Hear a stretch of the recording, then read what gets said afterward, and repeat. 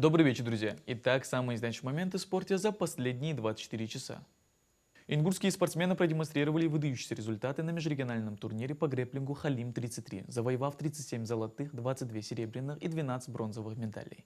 Особенно выделяется школа боевых искусств «Сабр Джиу-Джитсу», которая завоевала 24 золотые, 10 серебряные и 6 бронзовые медали, а также первое место в общекомандном зачете. Не отстали и другие ингурские клубы, такие как «Бэдр Джиу-Джитсу» с 6 первыми, 10 вторыми и 5 третьими местами. Отмечу еще и зал «Роснефть» с 7 золотыми наградами, а также бойцовский клуб «Гора», где Мухаммад Амингоев стал серебряным призером. Эти результаты – заслуга системной работы тренеров, спортсменов и их команд, и они уверенно движутся к большому будущему. Соревнования проходили в эти выходные в Моздоке.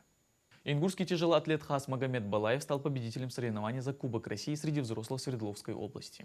Балаев, выступая в весовой категории до 109 килограммов, опередил призера Европы, участника Олимпийских игр Тимура Нанеева и действующего чемпиона России в этом весе Артура Бабаяна. Отмечу, что на помост вышло более 300 спортсменов из 52 субъектов Российской Федерации.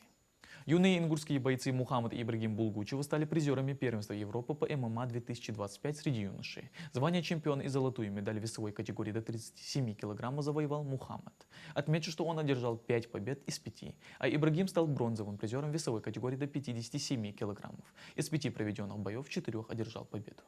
А теперь перейдем к футболу. Ингурский нападающий Академии Атлетико Мадрид Эмир Булгучев был замечен испанскими СМИ как самый результативный игрок своей команды. Цитирую: «Эмир Булгучев – лучший игрок Атлетико Мадрид Ю-13. Игрок под номером 7, который может играть на позиции центрального нападающего и на обоих флангах нападений. Он очень хорошо чувствует свободную зону. Это мальчик, который всегда горит желанием забить гол. Он никогда не нервничает». Отмечу, что в прошлом сезоне Булгучев стал лучшим бомбардиром на турнире Ла Лига ФК Фьючерс в Вильярреале.